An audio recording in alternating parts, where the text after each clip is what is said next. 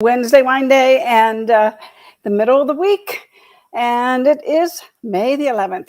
Another day in paradise in beautiful Las Vegas. The winds calm down, my sinuses are better, so life is a wonderful place to be. Right? We haven't come this far to only come this far. That's what Jimmy likes to say, and I agree with him. What's going on? Well, look, we have 151 listings. Why do you think that is, everybody? You think there's some people out there thinking, oh, I better list my home before the interest rates go higher and people can't afford to buy it?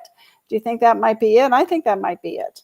I really believe that it's making the sellers a little nervous, the people that want to sell. Let me just check my voice here. Come on, quickly. Yeah, okay. All right, yeah, so if I'm a seller and I'm saying, hey, I got all this equity in my home, I better get it out, because what happens when the market slows down?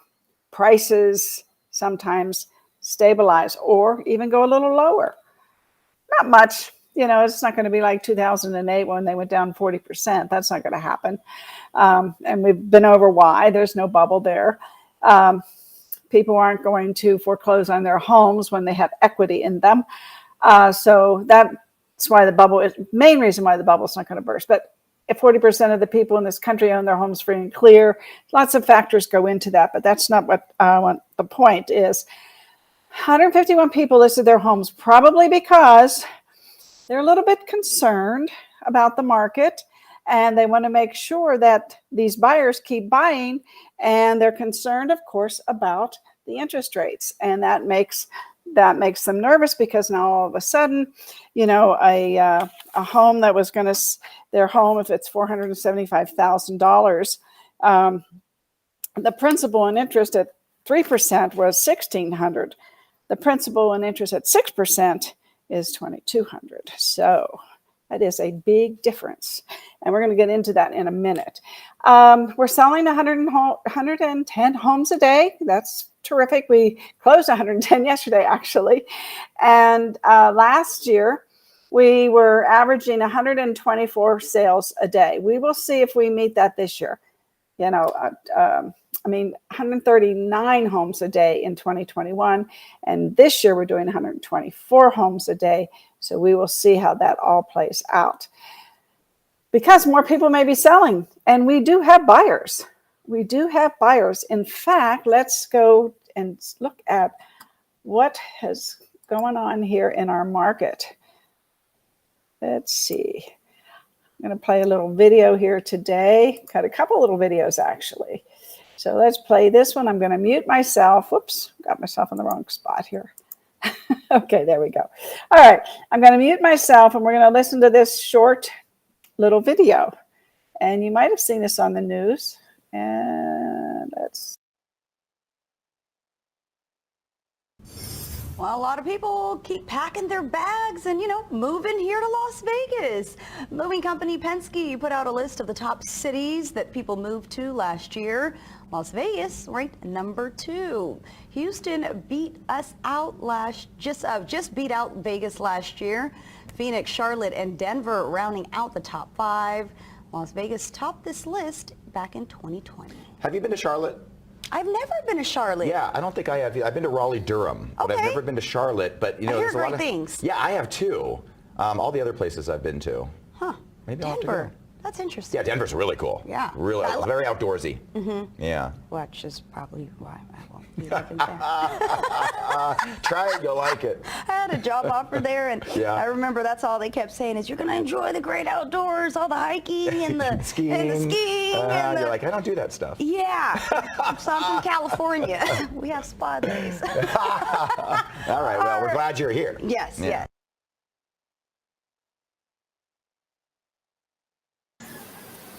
Okay, so that was a brief little look at where Vegas is, and then I also did I went into the Penske site and I found this, and this is, let's make sure, come on, get out of here. Hold on, everybody. Oh, please. I know they say don't do that. Just want to make sure that y'all can hear me after I did that. So Testing, testing, testing, testing, testing. Yeah, okay, we're good. Okay, so 10 moving destinations, and this, of course, is by Penske. So where were the most important, most popular places in the U.S. to move to in 2021? So just ask the moving experts, right? People that move us. For the 12th straight year, Penske presents its top annual 10 destinations. Compiled with our own rental truck quote and reservation data, the list highlights 10 in-demand cities that made the grade. So Chicago is number 10. And did you know that Chicago is home to the world's only backward flowing river? Yes, it flows backward. I think it's called the Licking River. And the city is the starting point for Route 66. I didn't know that. And Chicago is home to over 2,000 hot dog stands, many of which don't have ketchup. Well, that's a bit of trivia, isn't it? Yeah, that's a bit of trivia. Let's see if we can't move down here a little bit. Let's go to Austin. Fun facts. Austin is home to the largest bat colony in North America. You know, lots of people are moving to Austin. Considering the live music capital of the world, Austin averages over 27 concerts every day. Oh my goodness. It is home to the largest natural swimming pool in the nation. Geez, what trivia, huh? And then let's move on here to Orlando. Orlando has as many people visit per day, listen to this, as the entire population of Atlanta, Georgia. The city has over 100 lakes. And when Disney bought their land years and years ago, it was a lot of swampland. They had to really fill it up. Orlando is home to the world's largest McDonald's at over 19,000 square feet. Can you imagine McDonald's being over 19,000 square feet? That's amazing to me. So now let's move on. Move down the chart here a little bit. Let's move to Dallas. Dallas is number 7. Did you know Dallas is home to the largest Christmas tree in the country? Oh, I like that. I love Christmas trees. And the frozen margarita was invented in Dallas. Oh my gosh, Margaritaville, right there in Dallas. And it is home to the world's largest farmers market. Geez, all this great trivia. I don't know that that's why people move there, but it's still fun facts. We like fun facts. And then San Antonio, Texas. It's the most visited city in Texas with nearly 35 million visitors per year. Not as many as we have, but that's a lot of visitors. So they must have some pretty nice hotels there, or RV parks perhaps. And then Marriage Island is a heart-shaped island in the San Antonio River, and it hosts approximately 225 marriages every year. That's pretty interesting. San Antonio is home to the largest Mexican market outside of Mexico. Whew, my goodness. We have some friends that moved here and from Texas, and then they moved back to Texas. And one of the main reasons was they love the food there. And they say Vegas does not have Mexican food. So I don't know, because I'm not a Mexican food gourmet. Anyway, let's look at what Denver has to say. So move up here a little bit. There we go. Check this out. Denver is the home of the cheeseburger. Is that amazing? It is home to the world's second largest airport and the largest in the U.S. I think isn't Dubai the largest one? I have to check up on my stats on that one. It brews the most beer of any U.S. city with over 200 different beers brewed daily. Wow. Well, that's amazing. Denver brews. I think if you go downtown in Denver, it's beautiful. It's a beautiful downtown area. And there are a lot of bars, pubs, if you will, and breweries. So if you like snow and you like skiing and you like the outdoors, Denver seems to be a mecca for people who like to bike. Oh my gosh, we went there and there's so many bicycle races all the time. So, and if you like rain and you like, the topography and so on and so forth, Denver is a nice place. Not for me. And then Charlotte, North Carolina. And I think this is really the first time Charlotte might have been on the list. Charlotte is the pimento cheese capital of the world, producing 45,000 pounds per week. Okay, it's the home of the first gold rush in the United States, dating back to 1799. I did not know that. And 75% of all NASCAR teams are headquartered within 2 hours of Charlotte. I'm from Atlanta, Georgia, born and raised there 40 years. And I do know that racing in that part of the country is a big item, very big item. So now let's get down to the last three. And Phoenix, come on. Phoenix is number 3. Let's move up here. There we go. Let's get all 3 of them on there if I can. Okay. All right, here we go. So Phoenix, nicknamed the Valley of the Sun. Phoenix has more sunny days a year than any other U.S. city. I think I told this story many times. I had a wonderful woman from Chicago years ago when I was selling real estate. She moved here. She was relocating, building a home up on Michelle Crest off of Ann Road. And I was, the Chamber of Commerce, telling her all about Las Vegas. And I said, we've got and back then this was true. Now it's not true today because we have more cloudy days. But back then I think it was 355 sunny days a year. And this lady, she was so cute. She said, and you know why that is? I'm like, no, how important are your questions, right? How good are your questions? And she said, that's because Chicago has the other 10. And I always thought that was funny. Anyway, Phoenix is home to almost 3/4 of the entire state's manufacturing jobs. Okay, not a big, it doesn't impress me, but that's just me. Phoenix has the most land for parks and preserves of any U.S. city. I didn't know that. I'm not a fan of Phoenix. I don't like the traffic. I don't like the heat. I think there's a lot of pollution there from the traffic, and the humidity. There's humidity there because of all the greenery that they have. They're not conserving water like we are with artificial grass everywhere now, which I like. And we recycle a lot of our water, as you know, but that's another story. Okay, Las Vegas now is number 2. Now, it was number 1 last year, but we got beat out by Houston this year. So Las Vegas, there is 1 slot machine for every 4 Las Vegas residents. Oh, I find that to be interesting. Las Vegas only gets about 4 inches of rain every year. Yes, I like that. And then when it rains, isn't that wonderful when it rains? I love it when it rains. And I came from Atlanta, Georgia. We had 20 some inches of rain a year. Too much. 4's fine. I could use maybe a couple more rainy days where you can sit inside and watch TV and, you feel like you're on vacation almost when it rains here. And then due to its lights, Las Vegas is the brightest city in the world. And what that means is when you go up in a rocket and they look down, you can see the lights of Vegas. It's amazing. That's amazing. And I think that we serve more shrimp daily than any other city. And they didn't mention that, but that's another fun fact about Vegas. And now Houston, Texas beat us out. The Houston Livestock Show and Rodeo is one of the biggest rodeos in the world. Okay. Houston has an underground pedestrian tunnel system. Well, we're getting there, right?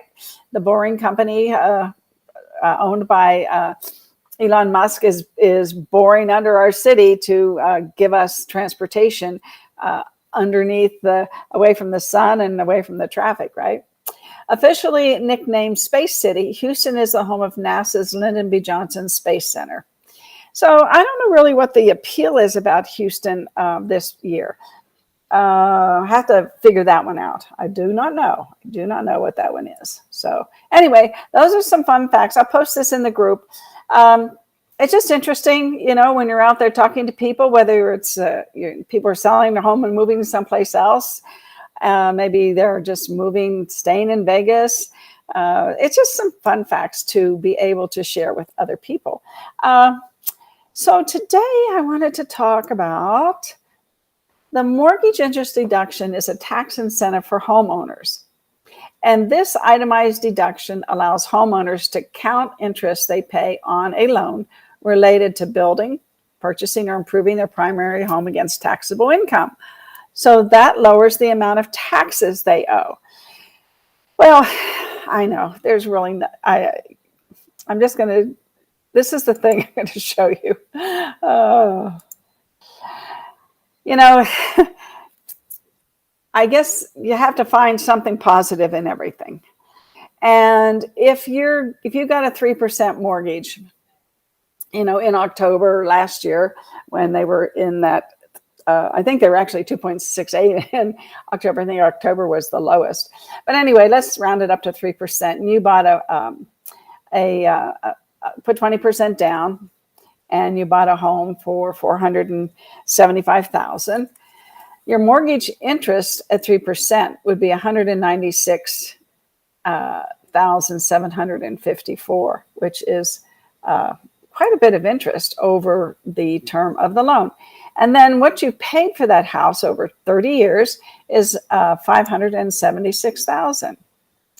And so what I did here is, if you go along, if you look here, what I did is you go along here, and the interest is huge. You know, it starts out at almost $1,000 a month, average $950. So over that term, you probably pay it, the first year, you get a tax deduction of $11,400. That's pretty big. That's right off, you know, your gross scheduled income. So, and again, we'll show this in the stream, because it says the itemized deductions allow homeowners to count interest they pay on a loan related to building against their taxable income. So, you know, if somebody qualified for the home at, let's say, $100,000 a year, and their taxes are $30,000, they can deduct $11,400. That's pretty big, right? I think so, anyway. I've been a homeowner my whole life, my whole life, since I was in my 20s. Yeah, that's not my whole life. Okay, so then let's see what we have over here. Let's see. Whoops, where's my 6%? 6666, where'd it go? I'm going to show 6% here. Oh, there it is. Okay, let's hide this one and hide that one. Okay, so now here's 6%. Look at that, $440,000 of mortgage interest paid over the life of that loan. That sounds an incredible amount of money, because we went from $576,000 over 30 years to $820,000. All right, so there's a little bit of good news in every bad, and everything that appears not to be good. And if you look here at the interest, it's almost $2,000 a month. So for the first year, you can deduct $24,000 off your gross scheduled income. That's a lot of money that you're saving by not paying taxes. So you're paying more in, let's see, I'll skip this back here. This is 3%. So your payment here, principal and interest, is $602. And if you've got the 6%, instead of $1,300 principal and interest, it's $2,200 in principal and interest. Now, I know there's the qualifying issue. I got that. We all get that, right? But at the end of the year, that person gets most of that money back or more off of their taxes. I think that's something you have to figure out, how you're going to play that out to, the home buyer today. Oh my gosh, I'm paying more for my home than I would have. Well, you can't think about yesterday, but you can think about tomorrow. Buy real estate and wait. Don't wait to buy real estate. So if it's 6%, and in, let's say, next year and a half, maybe it goes back down to 4 or 5, they can always refinance. Yes, they can always do that. Things that you have to relate to people. But in the meantime, you can tell them, you bought this home for $475,000. You put 20% down, and your payment, just principal and interest, is $2,278, let's say $2,300 a month. However, at the end of the year, you get to deduct $24,000 off your gross scheduled income. And your gross scheduled income is taxed at 30%, probably, if it's $100,000. So you can work the numbers on a particular home, and when you do that, you can show them, look, you're going to get a deduction. Last year, 3%, the deduction would have been 11,900. This year, it's going to be 24,000. So over time, until the interest rates, if they go back down, and they may go back up, so you never know, but at least there is that tax deduction. And I think that's something that we all have to find the good in things. And if you come across to that buyer saying, okay, look, buy real estate and wait. Don't wait to buy real estate because things always change. And, so if you buy today, there's a supply and demand issue that's not going to go away anytime soon, because there's pent-up buyers that are wanting to buy homes. The millennials are coming into the market. You've got to make people feel comfortable that the supply and demand is going to keep the prices pretty stable. I think they may correct a little bit, but then they may go back up again. That's historical. That's nothing, the sky's not falling, as I say. Nothing to worry about, really. And now the average homeowner, everybody, is staying in their home 10 to 15 years. When I got into the business, it was 5 to 7 years. Now, and a lot of that was because back then, because I'm not a spring chicken. So back then, when I bought my first home, homes were older, and then all of a sudden, when new homes came on the market and trends change, they were more open space. They had balconies, things that the home that I lived in Atlanta didn't have all those things. But then this new builder, I remember his name was Paul Barrow was his name. He was a great builder. And I always liked to live close to where my office was. And so I bought this home, and it was like up to date. And so, there was a lot of turnover then because the homes were older. And so people liked the newer homes. And people moved more then. Now they don't. And a part of that is, I'll tell you, is the newer homes and the interest rates have over time. I showed you yesterday. Let's see if I still have that. How interest rates have, they bumped along here.